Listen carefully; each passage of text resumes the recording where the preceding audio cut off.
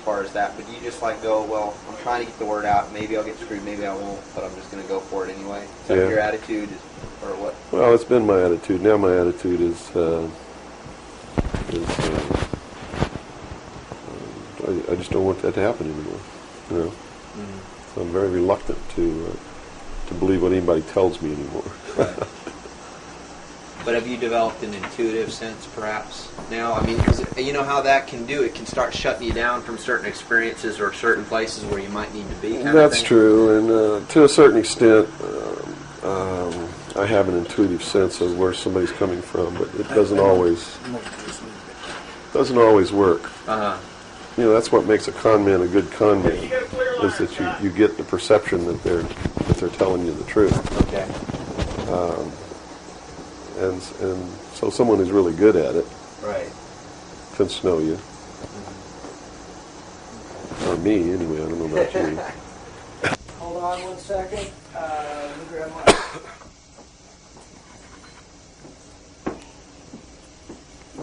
Yeah, you want to wipe your face or anything? Yeah, fine. You got it? Okay. You all right, Robert? Mm-hmm. Robert, you set? Yes, I am. Scott, you're set? Yes. Bill, you ready? Yep.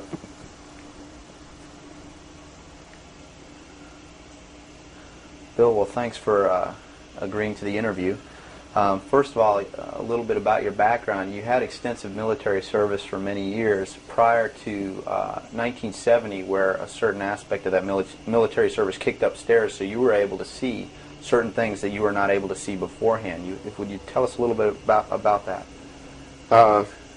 It actually started much longer in my past than that. I was reared in a military family. My father's an Air Force colonel. He's retired now. He was a command pilot. And as a child, I remember sitting around I remember the pilots at our house sitting around the kitchen table talking about their exploits in the cockpit and what they had seen in the skies. And some of that talk involved UFOs and what some of them called Foo Fighters. And I traveled all over the world, lived on military bases for most of my life. I was really an indoctrinated individual, you might say. I was as establishment as you could get, as gung-ho, pro-government, pro-America, pro-military. And that's why I went into the military, because that had been so much of my life. I went into the Air Force. I was in the Strategic Air Command for 4 years as an aircraft and missile hydraulic technician, which is, I worked on the pneumatic and hydraulic systems of B-52 bombers, KC-135 aircraft, and Minuteman missiles. I had a secret security clearance. That's where I saw my first atomic bomb. I mean, we worked around on these planes, especially the ones on the alert pad, were always loaded, ready to go drop these bombs at a moment's notice. But while I was in the Air Force, I met sergeants, men who were older than me, and had been in the Air Force for quite a while, told me that they had participated in projects that had recovered crashed extraterrestrial craft, what you call UFOs. And they never told these stories unless they'd had quite a bit to drink. So I never really believed it. I thought, well, these guys are running a scam on me, you know, even though I'd heard about these things when I was a kid. I just still didn't believe in them. It's just so far out in left field, it's not something that you really give any serious thought to until something personal happens, which came later. While I left the Air Force, I went into the Navy, which is really where I wanted to be in the first place. I'd always had this tremendous feeling and connection with the ocean. I was an excellent swimmer, but I had a problem as a child. I had chronic motion sickness. If I got in a car and we went on a long trip, I got deathly ill, and same with boats or anything. I couldn't ride on the things at the carnival that went around and round because it just made me tremendously ill. But I decided after I had gone through the Air Force experience that sick or not, you know, I was going to go in the Navy because that's really what I had wanted to do. So I did. Volunteered for submarine duty and was assigned to the USS Tyru, SS-416, which was a diesel-electric boat, World War II type, that had been reconfigured. When I went on board the boat, it was in the dry dock at Pearl Harbor Naval Shipyard and had literally been cut in half. And they put in a 12-foot sonar section and then 3 domes on the deck for triangulating targets using sonar. And this was really one of the most up-to-date electronically submarines that we had. Wasn't a nuclear submarine, but as far as the ability to approach, get close to a target and destroy it, it had a better capacity to do that than any other boat that we had. While we were on a transit from the Portland-Seattle area on the surface, I was the port lookout, and I saw the most incredible thing that I think I've ever seen in my life. And it had such a profound effect upon my view of the universe and the world that we live in, that I wish everybody could experience this. I saw come up out of the ocean, from beneath the surface of the sea, a huge disc-shaped craft about the size of a Midway-class aircraft carrier, which is tremendous in size. Even though that's one of our smallest carriers, or was then, it's still a huge, tremendously big object. Came up out of the ocean and rose into the air and tumbled on its axis and went up into the clouds, and I was awestruck, dumbstruck. And I mean dumbstruck, literally. I could not utter a sound. And my first impulse was to tell the officer of the deck that I'd seen a flying saucer. And then, luckily for me, I couldn't talk, because on second thought, that's not what I really wanted to say, because I didn't want to be the only Looney Tunes character on a submarine with a tight-knit crew that you had to live in close quarters with, because that's a hell of a way to live. So I told the officer of the deck that I'd seen something about 15 degrees off the port bow at a relative distance of about 2.5 nautical miles. And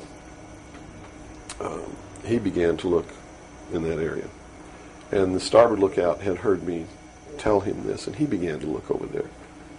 And while we were all three watching, either the same craft or another one exactly like it came down out of the clouds, tumbled again on its, why it did this maneuver, I don't know, but every single time it did it.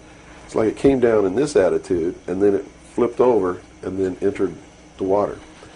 And the water just appeared to open up in front of it. It's just like the account in the Bible about the parting of the Red Sea. That's exactly what happened. The sea actually parted, and this thing went into the water, and it closed up behind it. And this big spray went up into the air. But it wasn't a spray from the craft hitting the water. It was a spray from the water coming back in to fill up this hole that had been created. And again, I'm thinking, this is incredible. What are we looking at here?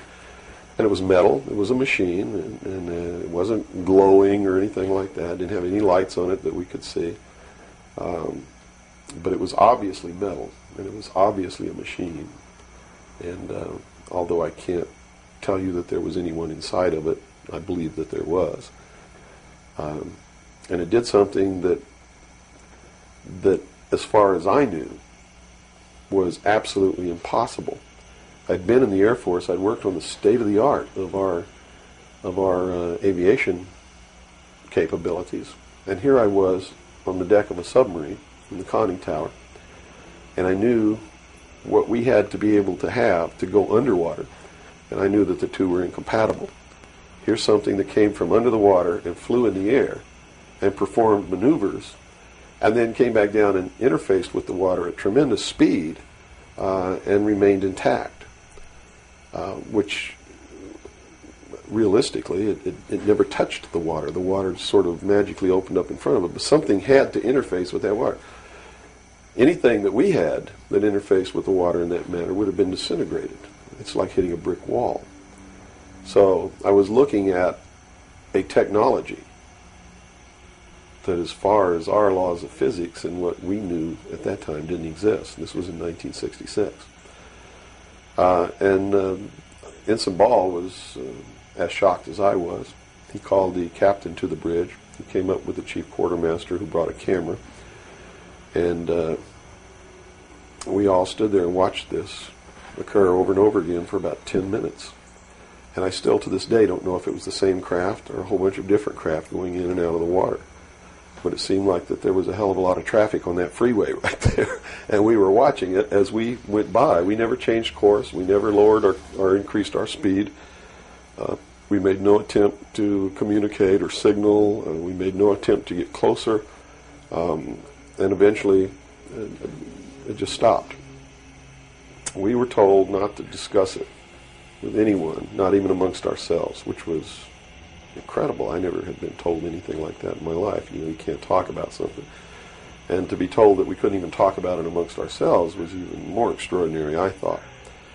But we didn't. We didn't talk about it. When we got to Pearl Harbor, all the time the chief quartermaster was taking pictures of this. So I know photographs were made. What happened to those photographs, I have no idea. But when we reached Pearl Harbor, we were not allowed to go ashore to go on liberty, even though we didn't have the duty. And about 2 hours after we berthed at the submarine base, a commander from the Office of Naval Intelligence came on board and debriefed each one of us individually in the captain's stateroom. And the ultimate outcome of the debriefing was that we didn't see anything, we didn't hear anything, and we had to read rules and regulations that told us that if we ever talked about what it was that we didn't see, that we could be imprisoned, we could be fined $10,000, we could lose all pay and allowances due or ever to become due. And I learned at that moment that the United States Navy didn't want anybody to know about what we saw, and that severe consequences could come down around the neck of anybody who did. And that was when I understood fully that, yeah, there's a real cover-up. These things do exist, number one, and at least the United States Navy doesn't want anybody to know about it. And there's stiff penalties for anybody who bucks that. Mm-hmm. Moving forward a few years from, 1966, I believe, you gained a special security clearance that revealed to you certain documents, or were revealed to you, or that you saw, yes, relating to this very cover-up. To this and many other things. I was eventually trained by Naval Security and Intelligence, and I was given a secondary NEC, which is Naval Enlisted Code, which was 9545, which is Internal Security Specialist. And an internal security specialist is someone who protects classified information and protects areas, so to speak. And I had a specialty, which I was trained in, which was Pacific Area Intelligence Briefings. And I was eventually assigned to the Commander-in-Chief of the United States Pacific Fleet, who was Admiral Bernard Clary at that time, and served as a member of his intelligence briefing team. And basically all that means, we really had a wonderful job. You come in about 4 o'clock in the morning and you go through all the message traffic and everything. And what you do is what we did was that we prepared an updated briefing on everything that was happening in his half of the world, which he commanded the naval forces and marine forces, as a matter of fact. And put all this together in a briefing where we would update him on ongoing operations, brief him about operations that were scheduled to begin, political situations, deployment of Soviet forces, naval forces, everything. And after the briefing was finished, between 8 and 10 o'clock in the morning, then we were done. We were finished. So it was what you call fat cat duty or gedunk duty in the Navy. It's got all different kinds of names. It's just really a wonderful job. Now, to be able to function in this job, I had to have a security clearance, which gave me access to the information that I had to need to know to help prepare these briefings. And when I first was assigned to the command, I was attached to the OPSTAT office under Lieutenant Commander Mercado, which was operational status reporting, and while I waited for my security clearance. And it took 6 months to get it. What I eventually ended up with was a top secret Q clearance with an SCI attachment, which means sensitive compartmentalized information, and there were no blocks. In other words, there was nothing confining me to only certain compartmentalized information. I had access to whatever the admiral and his staff had access to, because we had to prepare briefings and brief these people on all of these things. And I'm sure that at first I was tested and wasn't shown a whole lot, but eventually, when they began to have confidence in me, I began to see things coming across my desk that were just absolutely incredible. And a lot of it is really hard to talk about because it's so far outside the normal concept of reality for the average American that they're going to find a hard time believing any of it. Mm-hmm.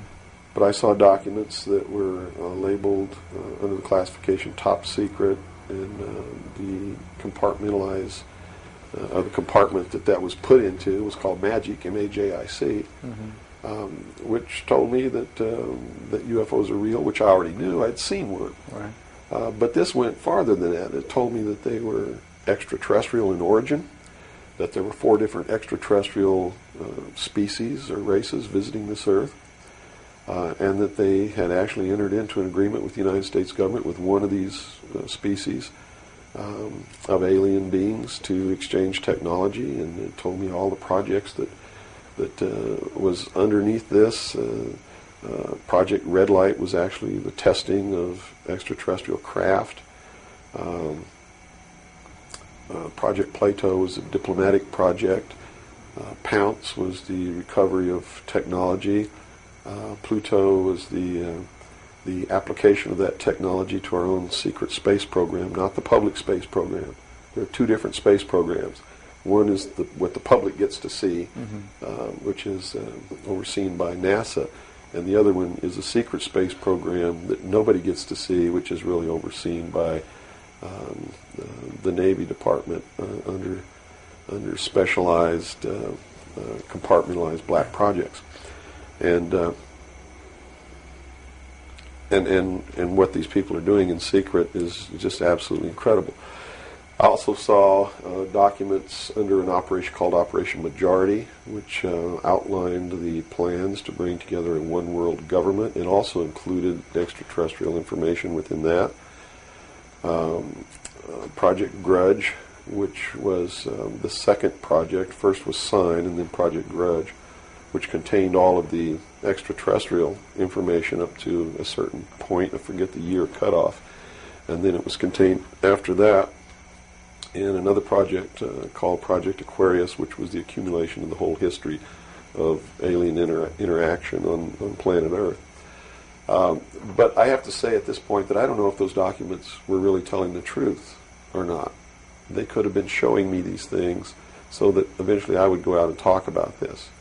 And maybe that'll become clear to you later why they may have done that. It could be real. So, mm-hmm. But at this point, from a personal standpoint, what was it that, based on your experience in '66, and they said, absolutely do not reveal this to anybody, and here we are a few years later, and you're seeing documents that prove that what you saw was real. Mm-hmm. What was the one factor or a number of factors that led you to the decision to say, I've got to get this out, I've got to tell people about this? I saw contingency plans called Majestic. And these contingency plans were to, first place, a contingency is a plan that can be implemented if certain things occur. Right. And the certain things that would have tripped this contingency plan are, number one, the public sector is getting too close to the truth, so they have to implement this to get them steered off the track.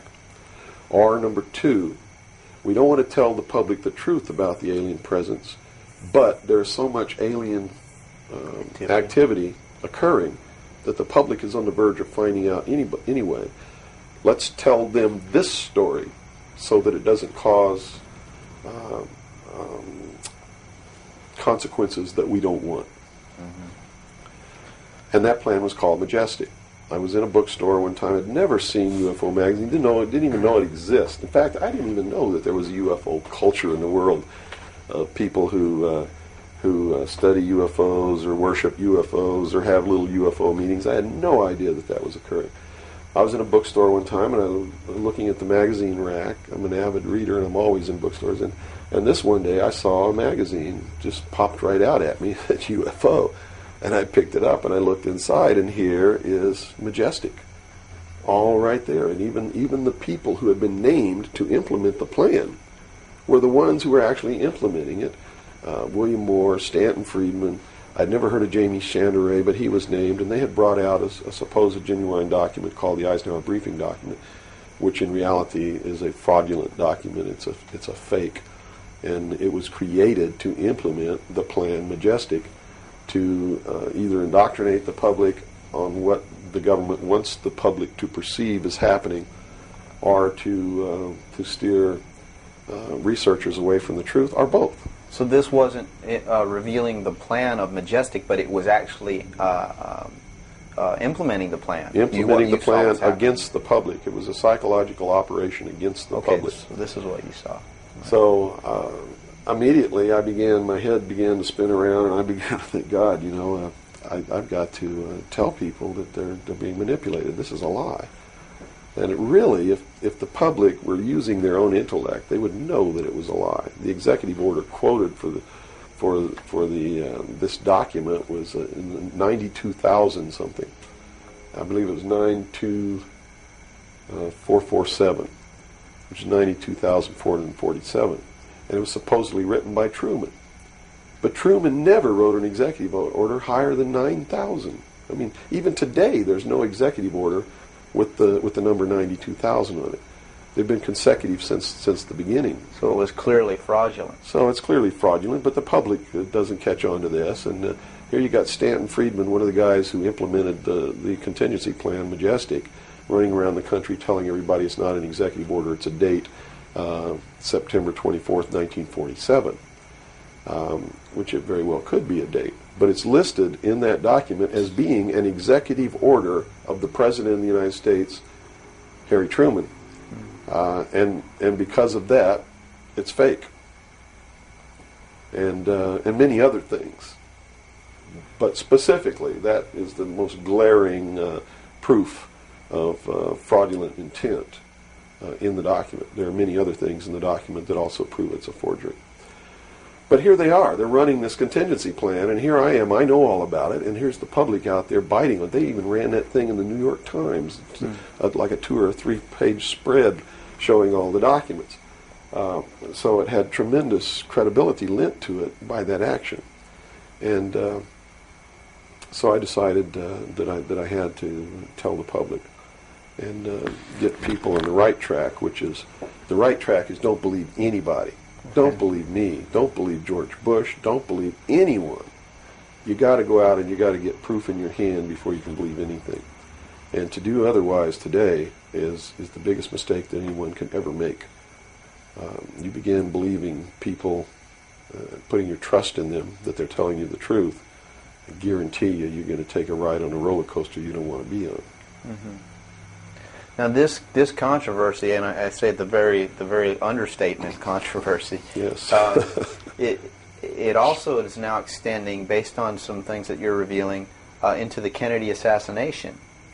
Yes, in the set of documents, which really was literally 2 or 3 file cabinets of documents, called Operation Majority, I saw documents which told me what happened in Dallas and why.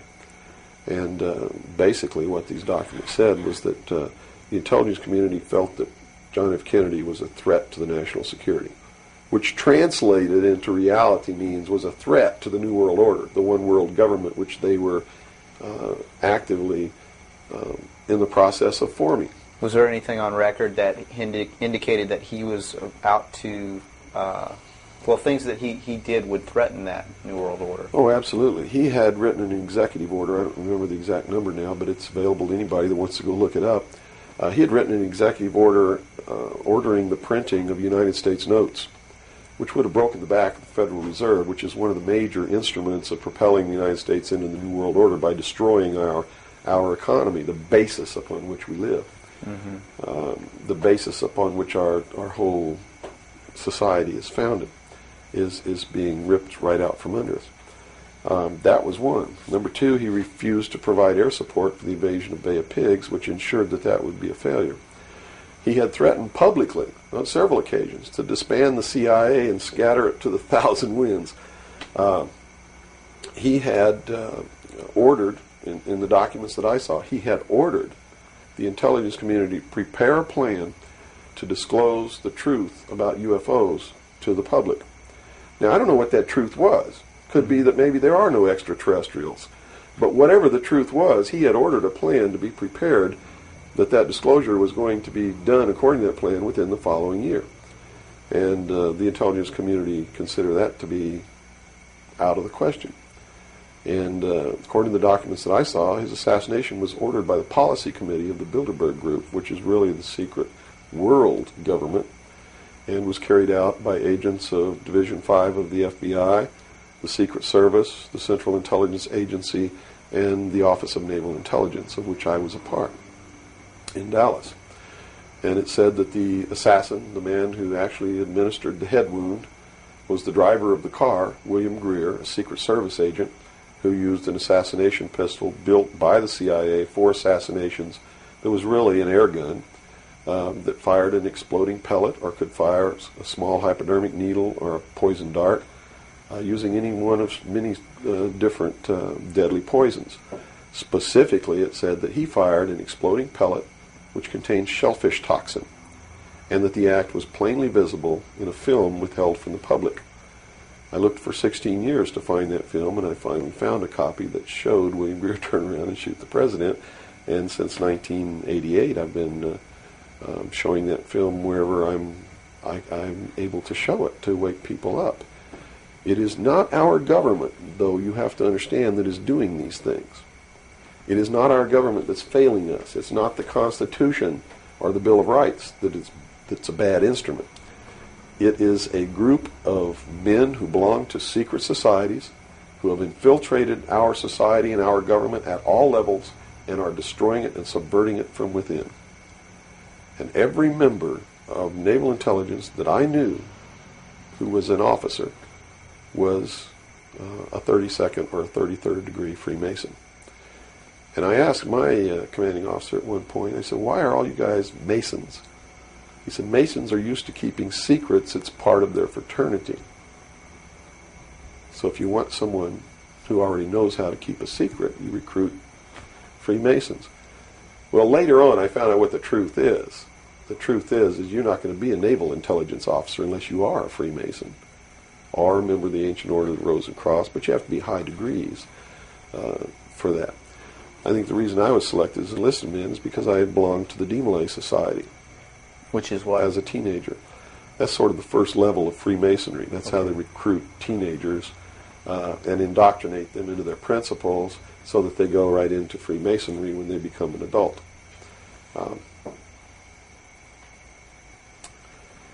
So basically that's the story. Yeah. Okay. Well, based on the information that you're revealing, which would seem to be equally or if not more of a threat than what Kennedy was originally planning on doing, is actually revealing the underlying cause of all of this. Why is it that you are here today, or how is it that you are here today and you're not, conveniently taken away and put in a padded cell somewhere so that you can't speak of these things? Well, I really don't know the true answer to that question, because you would have to ask them to find out why they haven't done anything.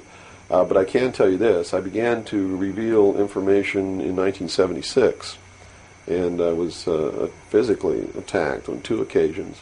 My skull was caved in. That's what all these scars are here. On the second attack, I lost my leg. They visited me in the hospital. They had no intention of killing me. They were delivering a message to me. Shut up. And that was the message that came through loud and clear. And 2 men who identified themselves with identification cards who belonged to the Defense Investigative Service, which is really the Defense Intelligence Agency, asked me if I was going to shut up or they were going to have to do it right. And I told them, I said, you don't have to worry about me. I'm going to be a good little boy for the rest of my life, and yeah, I'm going to shut my mouth. And I did for 16 years, kept silent until I saw this UFO magazine in a bookstore, which indicated that they had implemented the contingency plan called Majestic. But if you want to know what I think the reason is, I believe that there are several. One, they've had a plan that's been in force since the 40s to debunk, ridicule, destroy anybody who ever talks about these subjects. And the public has been thoroughly indoctrinated that if you talk about any of these things that I'm talking about, you're just another nut. So the public, by and large, doesn't pay any attention to it. So in that sense, I'm not a threat. If the president had come on television and said, hey, this is what's going on, then they would have listened and they'd pay attention to it. But people like me, they perceive me as being just another loony bin, fruitcake, nut, which I assure you I'm not. But that's the perception that they've been brainwashed into believing. And so that's what they believe. Number two, I am so much in front of the public from the very beginning when I began to talk. And that's how I protected myself, or at least that's what I thought would protect me, and so far it's proven to be right, was that if I got literally in front of the public overnight, in front of a large public, that they wouldn't do anything to me because it would substantiate what it was that I'm saying. And they certainly don't want to do that. It would also create a martyr. And martyrs create tremendously dangerous political movements that they don't want that either.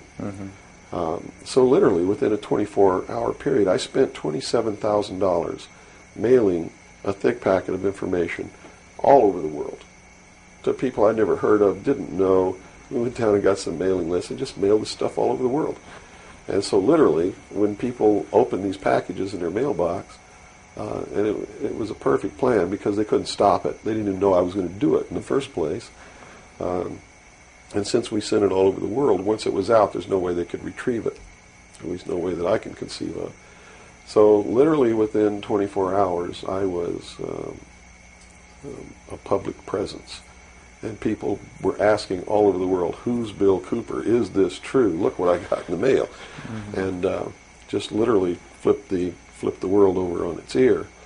And I've been in front of the public ever since. So I think basically those are the reasons. They don't believe that the public's really going to listen to me, and so far that's been true. There is a small group of people all over the world who are awakening, who are beginning to understand that they've been living their life in fantasy land, and who are actively seeking the truth. But by and large, when the secret power structure says, as I've put in the first chapter of my book, right out of one of their own technical manuals, that a nation or world of people who do not use their intelligence are no better than animals who do not have intelligence, and thus are stakes on the table by choice and consent, they're absolutely right about the majority of people.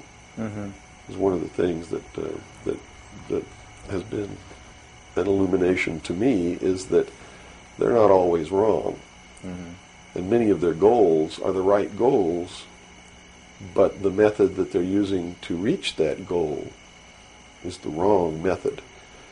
In other words, if you set out to create a perfect world where there will never be any more killing, but to reach that point, you kill 2 billion people, you have become what you're trying to avoid. Right. And it can't happen that way. If you want to create a world of peace, it has to be done by peaceful methods. Means. Yeah, if you murder someone to destroy a murderer, you have become what it was you set out to destroy, and thus it wasn't destroyed at all. It was perpetuated by that very action. And that's what these men are doing. They rationalize everything they do so that they feel better about it. But what they are doing is becoming what it is that they want to get rid of. And the world will never be a safe place for anyone as long as there are men who do these things. Very eloquently said. Thank you. Now, your message to people, once again, is don't believe anything. How is it that the public can find this and search for this truth on their own if they can't believe anything or anyone? What can you do? It's all in the public sector. It's all available to anyone who actively and diligently seeks it out. Everything that's in my book, Behold a Pale Horse, is all Everything in here, all the documents that are in here, Mm-hmm. everything that's in this book is in the public domain. Can be substantiated. Yes, and I intentionally wrote this book not using anything that wasn't available to the public to show people that, yes, if I can find this information, so can you. I have tons of stuff that's not available to the public. But as you can see by reading this book, you don't need that stuff because it's what you need is available to you. Public libraries are overflowing with the proof of what's really going on in the world, but nobody really utilizes it to the extent that they're able to pick this out and put it together. Another thing I've done for people is I've put it together for them so that they can see the overall picture rather than looking at small things and thinking that it's isolated. Nothing is isolated. It's all part of a big puzzle. Mm-hmm. And the puzzle is coming together. And when the puzzle is assembled, it's going to be a one-world totalitarian socialist government that nobody's going to like except the people that are running it. It's Hitler all over again. And the rationalization is we're going to create the world without war. The utopia. The utopia. But they will never create that utopia because they're not dealing with the problem that makes them want to create it, and that is the inherent flaw in each individual human being that makes us do the things that we do. Until that's overcome, there's never going to be a world without war or without rape or without killing or without robbery, and anybody that thinks that there is has already gone off the deep end. So the method is, here, I'm going to hold a gun to your head so you won't rape, you won't kill. That's right. Yes, okay, I understand. The title of your book, Behold a Pale Horse, what significance does that have? What are you saying with this title? This title is from the book of Revelations, because I have to tell you this, and you may think I'm nuts if you want to, but this is the truth. Either these men are following the book of Revelation, the book of Revelation as it is in the Bible. Mm-hmm. They're either following it, just like a plan, and bringing the prophecies in there to pass to manipulate and control those who believe in those prophecies and neutralize them, so to speak. In other words, if this is written in the Bible and God has ordained it, who am I to resist? It must come to pass, so I'm not going to try to stop it. Okay. What a perfect way to neutralize the opposition right off the bat. Or there really is a God, and what he said was going to come to pass is coming to pass. And I named this, Behold a Pale Horse, from chapter 13 of the book of Revelations. The fourth horseman of the apocalypse is the pale horse. And I looked, and behold a pale horse, and his name that sat upon him was Death. And hell followed with him, and power was given unto them over the fourth part of the earth, to kill with sword, and with hunger, and with the beasts of the earth. And that is taking place now today. The fourth horseman is riding across the world now. That's what AIDS is all about. That's what all these little brush fire wars all over the world are all about. That's what's happening. That's why cancer cures are suppressed. Is because they fully intend to kill a minimum of 2 billion people by the year 2000. AIDS is an invention of man. It is not a natural disease, and it has been implemented and placed into the population as a population control. And when they did it, they had the cure before they did it. Mm-hmm. And when they've deemed that enough people have died or been killed, they will say, we have a cure for AIDS. And everybody will be called to report to some place to get an inoculation, which is going to do two things. One, it's going to stop AIDS in its tracks. And number two, it's going to implant a device which will be able to be used to track each individual person and maybe even to control those people. And that's what the pet implant program is all about. It's not about finding lost pets. They don't give a damn about pets, and they would never put a satellite in orbit to find a lost pet, but yet there's a satellite up there that they're using to find pets that have been implanted with these devices. They're testing this program on pets that's going to be used in human beings.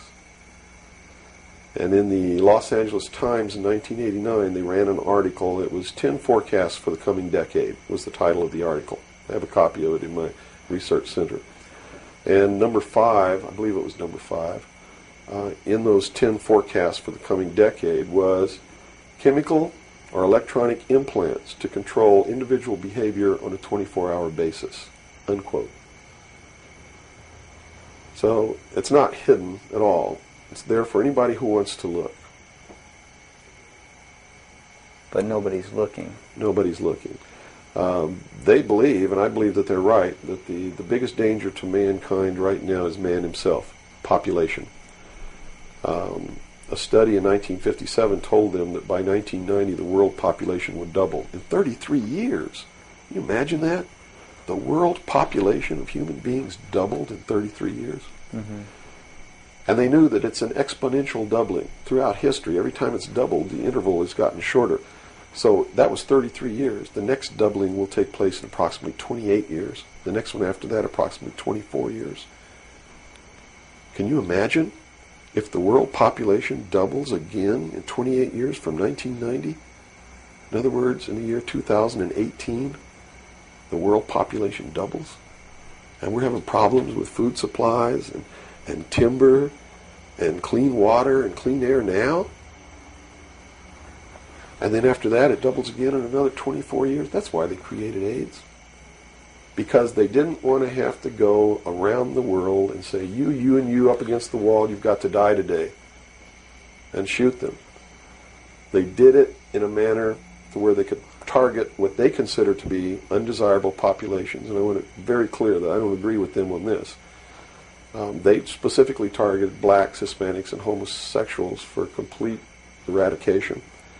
And AIDS is really going through those populations, and it's really doing a number on blacks, Hispanics, and homosexuals. That theory has made news. I've heard that before, and this it's been isn't a debunked theory. very clear by the public, saying, "Oh, that's ridiculous." But you're saying that that may indeed be the case. It's not ridiculous. I actually saw this in documents, and the project name was Project Naomi. MK Naomi was the name of it. It was a CIA project. The AIDS, whatever causes AIDS, whatever that turns out to be, according to those documents, was developed at Fort Detrick, Maryland, under a CIA project called MK Naomi. It was financed by $10 million for the Department of the Army's biological warfare programs. It was carried out, supervised by the CIA, carried out by scientists who worked for the Special Operations Division of the Department of Defense. And it's doing its job. And would you assume if AIDS doesn't work, there's a contingency plan for that even? Well, I think that they have other things out there working concurrently. One thing I've learned about these men is they don't just do one thing. In case the public discovers what they're doing, or discovers that somebody's doing, whether they know who's really doing it or not, and stops it, what they have running is several concurrently running plans, so that if one or two fail, the other ones are going to take care of the problem. It sounds pretty hopeless. I mean, based on that scenario, is there anything, any uprising or what? Yeah, there is, but it requires that people wake up. It requires that they really learn the truth instead of live their life in fantasy land. You see, because nothing can exist without the consent of the people. Unless they buy it, it's not going to happen. And all of these plans lead to the public's ultimate acceptance of what they're going to do. In fact, they're designed to make the public ask for it. For instance, the burning of the rainforest in Brazil. I know people who are just up in arms. Stop this. We've got to stop the burning of the rainforest, which is exactly what the burning of the rainforest is designed to do. Because Brazil is a sovereign nation, right? How can you tell a sovereign nation to stop burning its own forest? You can't.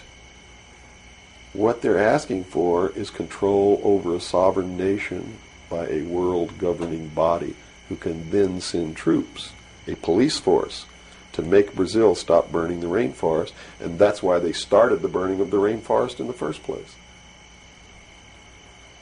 You see, they went down there and they built a road across the Amazon jungle that went nowhere.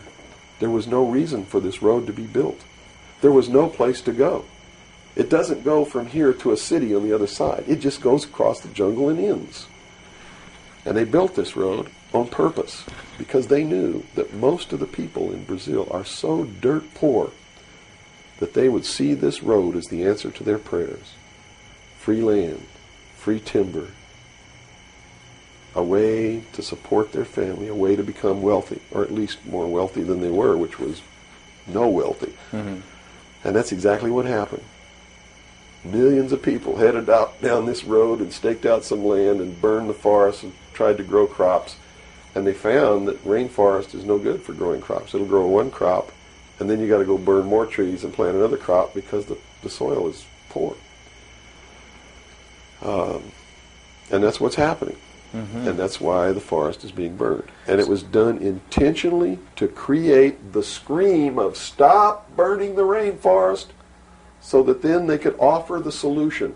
The solution is a world governing body that can then order and enforce that order of Brazil to stop burning So the rainforest. the green movement worldwide is As a now just a manipulation. manipulation Yes. of.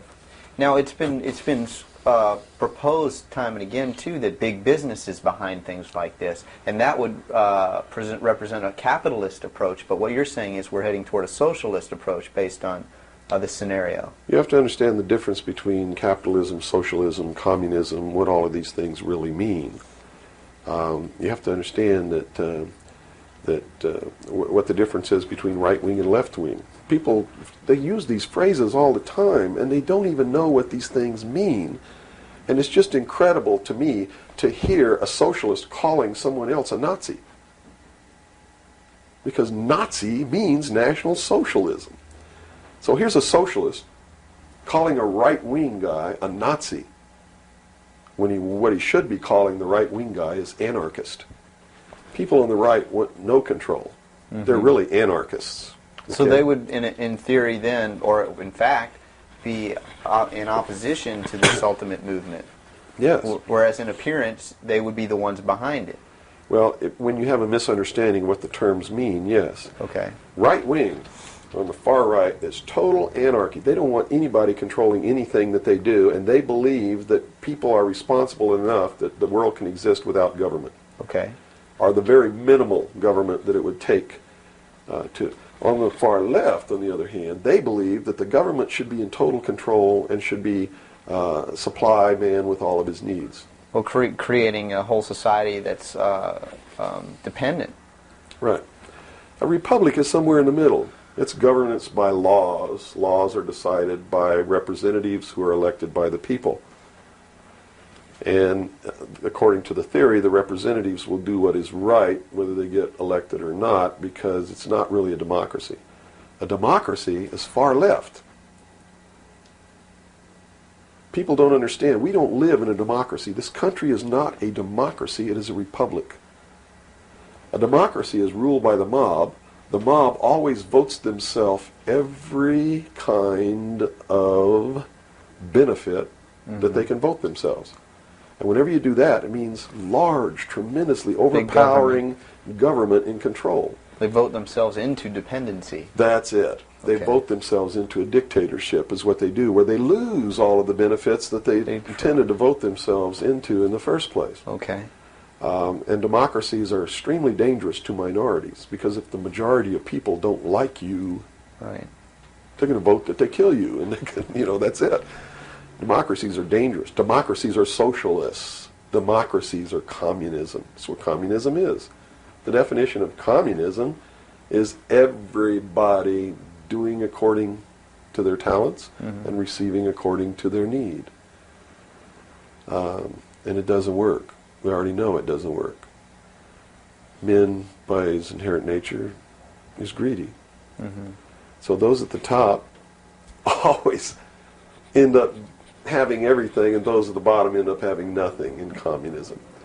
Socialism is different. Socialism usually ends up in a dictatorship, in a very controlling dictatorial government which even owns the people that it governs, so that those who live in fear of not having are provided for what they need, and in turn they worship this oppressive government.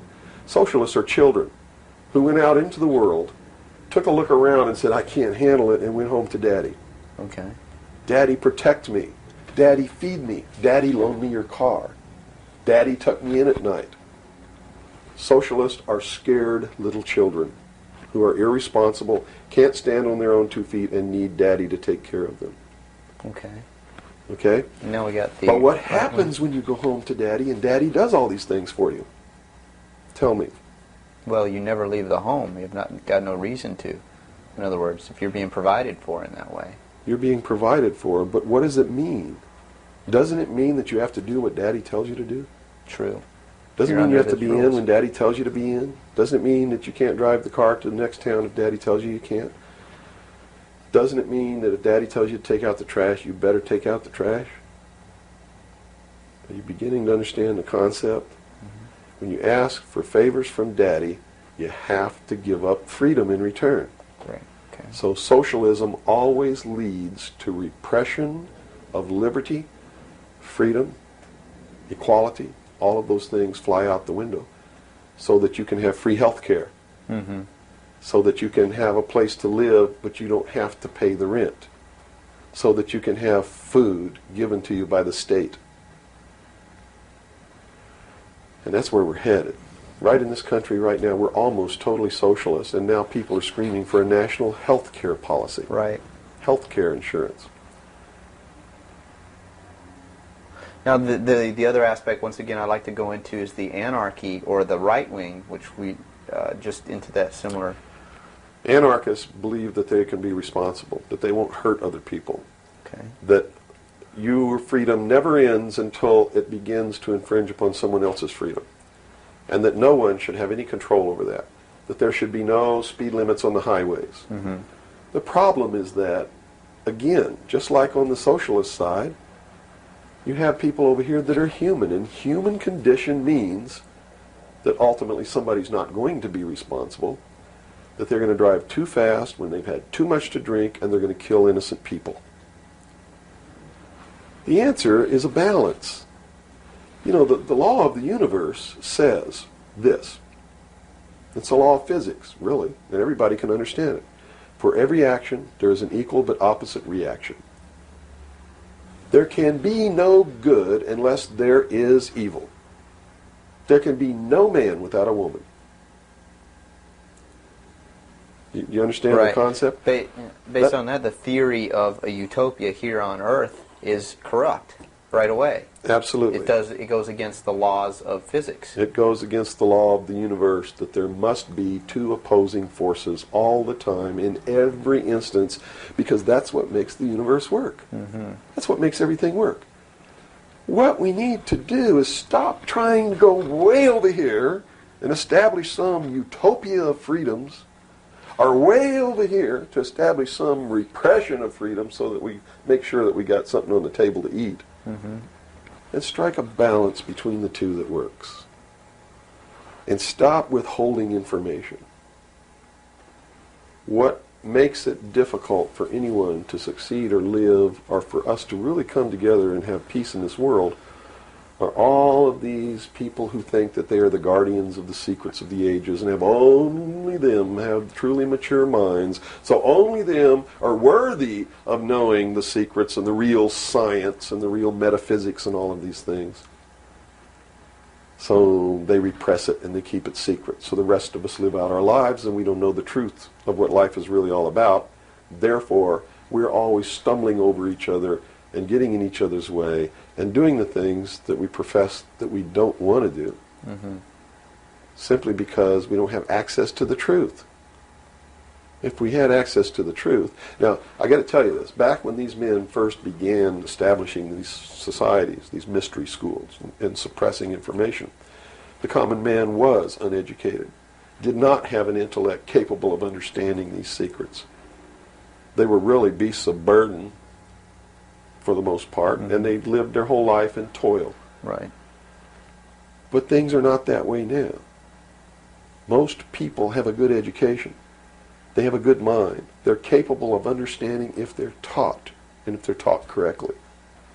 And I think it's time to teach people what the truth is, and quit hiding it, so that we can come together as one humanity and make a balance and live together in a balance. You know, evil's never going to disappear. Mm-hmm. Neither is good. But we can maintain a balance and life can be good.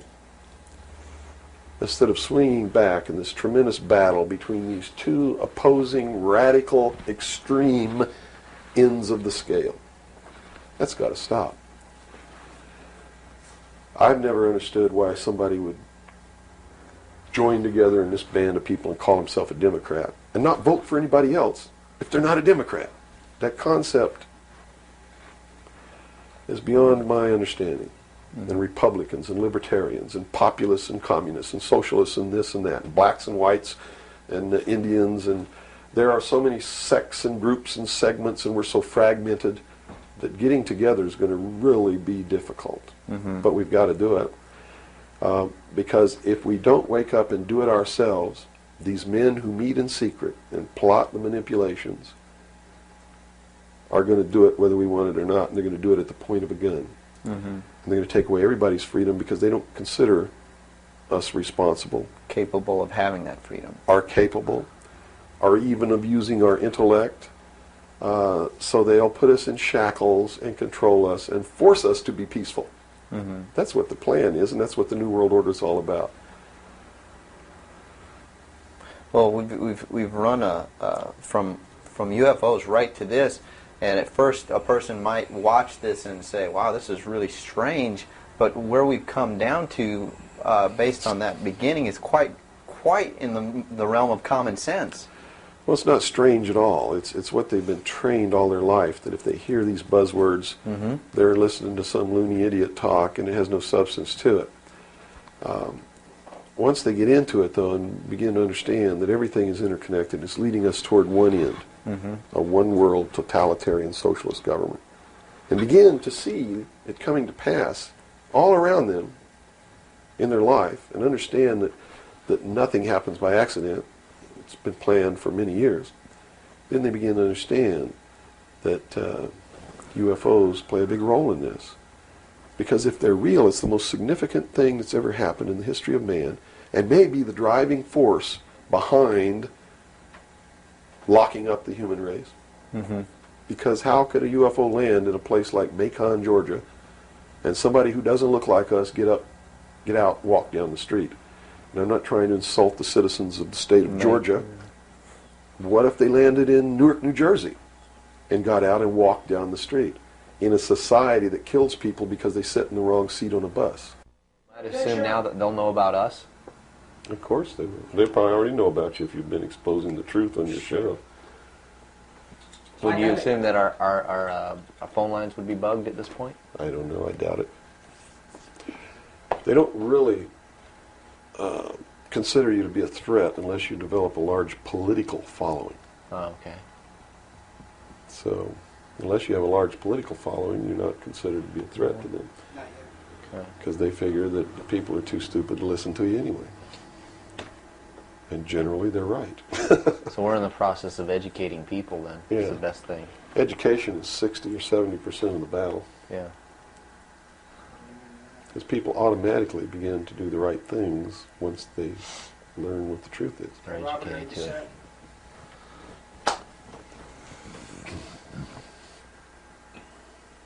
Yeah. No, hold on. Okay, I got it. Ready? Ready. Okay, go ahead. Let's go back into the Kennedy situation here. Now, the Warren Commission was highly publicized. All the things that went on there. I was shown a videotape just yesterday of was it a Zapruder film? It is the Zapruder film. Okay, and it clearly showed to me that a number of things. One in which that the film was obviously tampered with. Absolutely. but not tampered with to the point where I couldn't tell that the driver of the limousine was pulling a gun, or what appeared to look like a gun, around his shoulder and shooting President Kennedy in the head. That caused his head to snap back.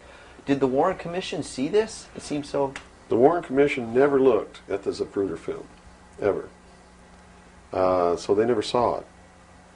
Now, I don't know who testified during the Warren Commission about the Zapruder film, if anybody did. But I do know that later at the investigations of the House Select Committee on Assassinations, that a man was specifically hired as an expert witness to view the Zapruder film and tell the committee what it showed. And that man's name is Robert Groden. He wrote High Treason, which is a bestseller out now on the Kennedy assassination. And he was one of the many so-called technical experts for the making of Oliver Stone's film called JFK. He's also a fake, a fraud, a traitor, a liar. He was hired by the House Select Committee on Assassinations based upon his resume, which says, very simply, that he is the world's foremost #1 photo analyst, which is a lie. He never went to school in photography. He never was a photographer. He never was a photo analyst. And I got to tell you right now that the world's #1 foremost photo analysts are all come out of the military intelligence community, who are trained to interpret high altitude photography and learn what really is there. He never served in that capacity either. He looked at the Zapruder film and he told Congress, he told the committee in testimony, he testified, both in written and in verbal form, that William Greer never took his hands off the steering wheel. And that's a blatant lie. I mean, anybody can look at the Zapruder film and see that William Greer takes his hands off the steering wheel. And even if you couldn't see it, if they cut out the frames, you can still see that William Greer, if this were the seat of the car, is turned all the way around with his right side against the rear cushion of the front seat, looking directly at President Kennedy in this attitude, and it is a physical impossibility to have both hands on the wheel in that attitude. So we know that Robert Groden, #1, was not who he said he was, had no expertise to be doing the job that he was hired to do. #2, even if he had no expertise, it is plainly visible in the film that William Greer could not possibly have had both hands on the wheel. So we know that Robert Groden didn't make a mistake. We know that he intentionally lied to deceive Congress and thus the American people. And what's real strange about it is he's been very active in the research community, supposedly exposing the assassination of President Kennedy. But if you look what he does, he is constantly coming up with new theories, supposed new evidence, most of which is fake. And in his book now, High Treason, he makes a statement that Kennedy was probably hit from the front and the rear at the same time. His job is to keep the American people confused and propagate the lie that our government is no good, that it's our government who assassinated John F. Kennedy. And I'm here to tell you, it wasn't our government. It was the secret societies known as the Illuminati, the Knights Templar, the Freemasons, who assassinated John F. Kennedy. And the proof is right there for anybody who wants to see it. William Greer was a Freemason, #1. He was the Secret Service agent who shot Kennedy. #2, in Dealey Plaza, there's an obelisk, a monument commemorating the location of the first Masonic temple in the state of Texas.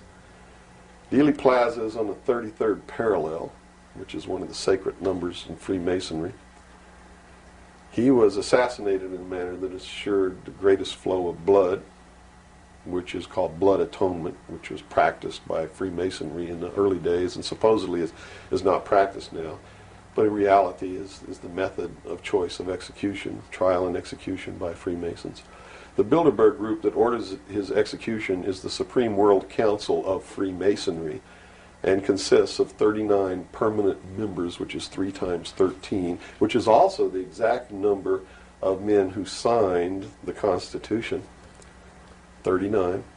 You see, our forefathers were also members of this secret group, and this country was founded to bring about the New World Order. And it's all in the Great Seal of the United States, which was, and that the design of the Great Seal was made law in 1782. It's just absolutely incredible that the American people don't understand that groups of men don't get together and meet in secret and take blood oaths which say that they can be cut open and their heart ripped out of their body and their intestines scattered over the floor if they talk about the secrets. That's not a benevolent fraternity. That's a dangerous group of men. Grown men don't play games like that. They're serious. It's the secret societies who are bringing about the New World Order. They're the ones who killed John F. Kennedy. There's nothing wrong with our Constitution or our Bill of Rights. But Americans are going to be convinced that our government sucks. And that's what all this stuff is all about. So at the beginning, the founders of this country actually did create what was I guess you could say, an above-board, good government basis for a good government. They gave us every tool to ensure the success. But it was an experiment, you see, because man had always claimed that he could rule himself, but had never been allowed to do that. Even in ancient Rome, they call it a democracy. The man didn't rule himself. He was ruled by other people who made man think he was ruling himself. But the truth was, a Roman centurion could march down the street and grab anybody they wanted to and make you do whatever they wanted to, or just execute you on the spot. And that was the truth of the matter. Those weren't free people.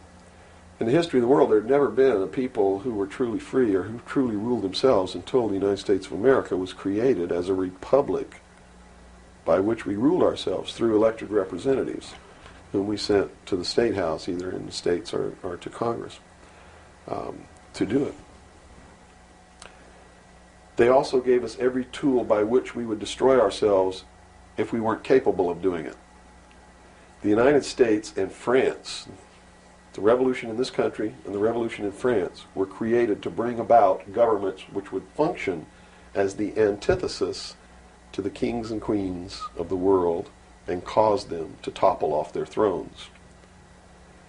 It also gave man a chance to prove once and for all whether he could rule himself or not. And if he could, fine. That would be the New World Order. If he couldn't, they built the tools into the Constitution to allow them to take it away from us.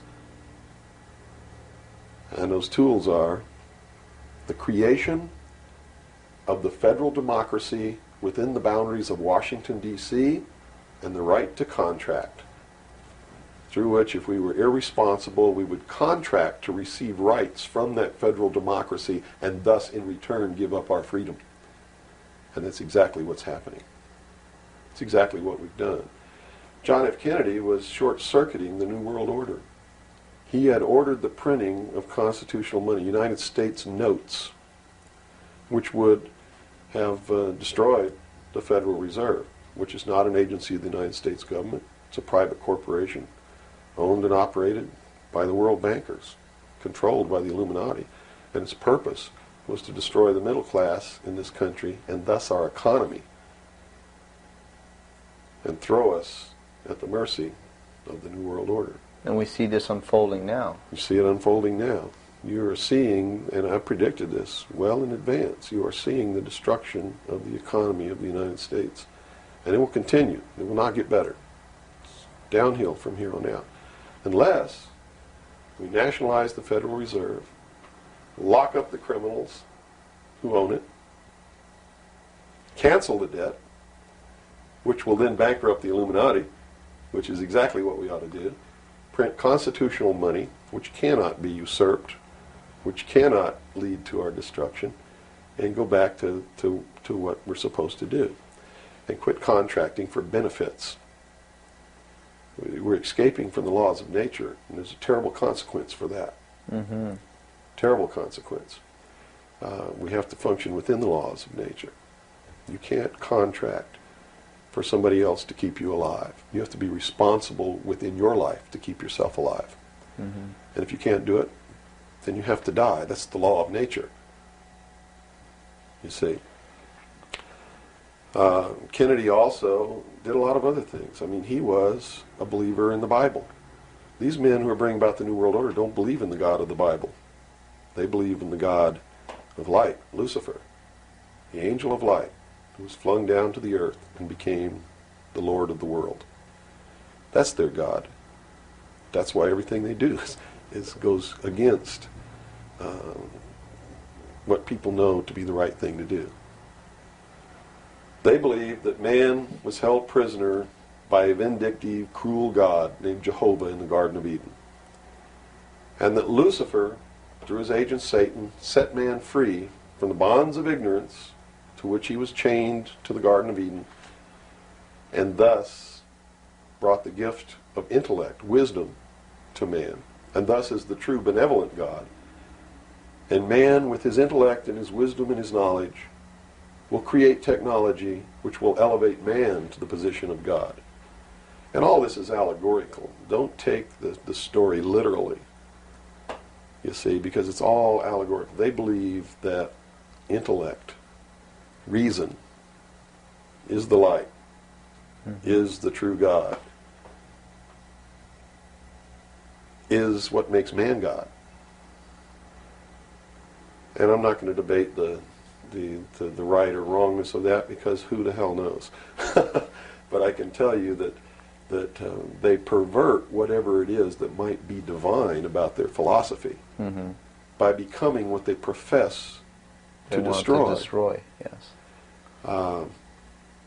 And so, in their zeal to bring about the New World Order, they destroyed the political will of the nation when they assassinated John F. Kennedy, which has furthered their goals, because it made a lot of people feel so helpless Right. that, God, if they can kill the president, who am I? You know, what can I do? I'm just one lonely, helpless person. So they quit voting. They abdicated their power. And, of course, through agents like Robert Groden and many others, Oliver Stone, they're being convinced that our government sucks, that our government is the problem, that the Constitution doesn't work, that the Bill of Rights aren't real. We're playing right into their hands, in other words. We're playing right into their hands, because there's nothing wrong with the Constitution or the Bill of Rights or our government. It's the people. You see, it's been infiltrated. And from within, they are eating at the heart of this nation like a cancer, this secret society. They are destroying it. They are subverting it. Our Constitution has not been allowed to work since 1945, and maybe even earlier.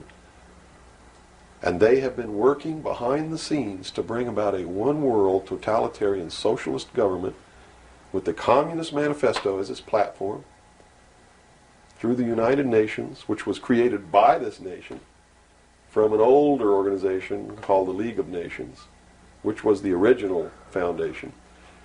And at the highest levels of our government, the Constitution's already been scrapped, and they are working under the aegis of the UN Participation Act and the United Nations Charter. Which says what? Which says that there are no rights, there are only what you call privileges.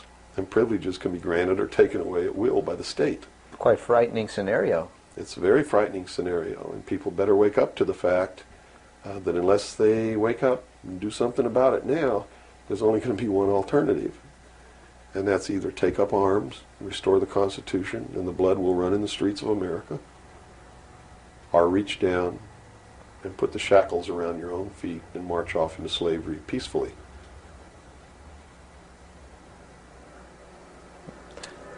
Not going to be easy the coming years. Wow. Now, historically, this may or may not relate, but at least modern world, contemporary world history does not include the stories of Atlantis and Lemuria that go predate. How does that history, and why was that suppressed, or why is it still being suppressed? How might that affect what we are understanding is going on today, or is it related? Well, I'm not sure if a place called Atlantis or Lemuria ever existed or didn't exist. I don't really know. But I do know that the story that is told about the civilizations that lived there are something that we should listen to, because this whole scene may have played itself out before on this earth. And if you understand the theory, which I believe has been accepted as fact now, of continental drift, there may have been an Atlantis and a Lemuria, which had tremendously developed technologies and societies. And the same scenario that we're playing out now in this great stage called the world may have played itself out over and over again in the past for millennium. In my investigation of the mystery schools, the secret societies that are bringing all this about, that really control everything behind the scenes, I found that this is all about religion. And it's all about a recurring theme that is penetrated and is at the heart of every religion in the world.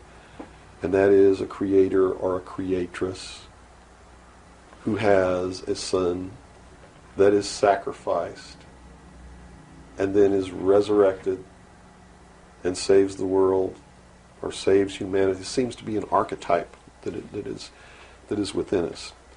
And so that you don't go flipping out watching this tape. I'm a Christian. I believe in the teachings of Jesus Christ, even though it may turn out that he may have never lived. The scene, it doesn't matter. When you read his words, and you can go back through history and find these are the same words that were spoken by every Savior that there ever was, are the most beautiful, most profound, most affecting words that have ever been spoken on the face of this earth. And when I get down and almost get to a point of hopelessness, I just go read the Sermon on the Mount. And I come back up again. Because in the end, it's not going to matter whether Jesus ever lived or didn't live. The story is real. And it's within all of us. And it brings us to something within ourselves that is good. But these men don't look at that. They believe that the end justifies the means, that these stories are just stories, and that the real meaning behind it all is that man can transcend his animal state through the realization of intellect and the overcoming of all of his emotions and feelings and morals, guilt, all of these things. And I just can't go along with that because I believe it's our emotions that tell us when we're doing wrong. We feel it within ourselves. And a person without that capacity to feel when they're doing wrong becomes a sociopath, which is someone without a conscience who really believes that the end justifies the means and therefore has no pangs of conscience nor no reluctance to murder someone who gets in their way. Mm-hmm. And it's extremely dangerous. Now, do these people recognize the continuity of life? In other words, you have told me earlier that they're after physical immortality. They believe that through their technology, man will become God. With the power of reason, through technology, man will himself become God. They will engineer, just like Hitler wanted to do, the super race who will live forever. And the concept is the same, and the men behind it are the same as Hitler was. When they killed John F. Kennedy, it shows you what kind of men they are. Because they would not stop to kill anyone who gets in their way. And they've never stopped at it. Their goal, literally, to bring about the New World Order, will be to kill approximately 2 billion people before the year 2000. AIDS is one method of doing this. There'll be many more. As they solidify their control, everyone will be given a choice. They'll be presented with a new world religion. They'll be told to renounce Christ, renounce Buddha, renounce Muhammad, join the New World Order, join the New World Religion. If they refuse, they'll be executed. Very simple. And it won't bother them a bit. In fact, according to their belief, they believe they'll be helping these people. And in reality, they will. Because those people will transcend this physical state while they're prisoned here living forever. I feel sorry for them because those of us who will eventually die will transcend the pain and the suffering that goes along with this world. Mm-hmm. And they're so egotistical that they preserve whatever they do so that the diligent can find out what kind of men these men really are. For instance, the Kennedy assassination, I've been showing a film for 5 years that shows exactly who did it. I show you exactly where Oswald is on the film. He wasn't even on the 6th floor. He was standing in the doorway of the book depository building watching the motorcade go by. And it's incredible. At the same time, you said they would have everybody renounce religion. Yes. Have they as well been using it as a tool for their means? If you're a Christian, you'll be required to renounce Christ and join the New World Religion. Now remember I told you before, no matter what your religion is or what you think, they are following the scenario in the book of Revelations to a T, right down to the last little bit. If you want to know what's going to happen in the future, if we don't wake up, and through the power of those, see, not one drop of blood ever has to be spilled, and no one has to ever put any chains on their legs or their arms, ever. If people just wake up and exercise what was given to us in our Constitution, the power of the vote, while we still have that power. So you say there is still a possibility for like one individual watching this tape to actually make a difference. You better believe it. How Yes. would that be so? Well, number one, learn what the truth really is. Get away from the fantasy that you've been living. Educate other people, those you know, your family. Once that begins to happen, it spreads. And then if the people decide that they don't want what they have in store for us planned, just through the power of the vote, they can make this country and the world whatever they want it to be. Whatever they want it to be. And there are no limits on that, except to understand that you can never make everything all right, and you can never make everything all bad. Both must exist, and we must maintain a balance. And we must become responsible. If each individual on this earth learned to walk in a divine state of grace, responsible for themselves, their family, their city, their state, their country, and for the world, And to the laws of nature. and to the laws of nature, and actively participate in solving the problems of yourself, your family, your city, your state, your country, and the world, there could never be a group of men meeting behind closed doors in secret that could ever control anybody. But by abdicating responsibility, by not walking in that divine state of grace, makes possible anyone meeting behind closed doors to bring about the world that they want. And the world that they want may not be the world that you want, or that I want, or that these people watching might want. If you don't participate, you can't complain. If you don't help cook the meal, you got no right to bitch about it. You got to sit down and eat what's put on your plate. If you don't like that, then you should have been in the kitchen helping to prepare the meal, helping to plan it, helping to prepare it, helping to serve it. If you want to sit on your butt in the living room while somebody else prepares the meal for you and decides what it's going to be and puts it on the table, it's too late to say that's not what you wanted to eat. It's too late to say it's not cooked the way you wanted it to cook. Well, that's very simple to understand. That's right. You got to eat it because you have to eat to live. And I think that anybody can understand the meaning behind that little story. Okay, let's take a step back to the Kennedy thing now. This is all about the Kennedy. Well, yeah, it is. But just specifically about, once again, I want to bring up the film as well.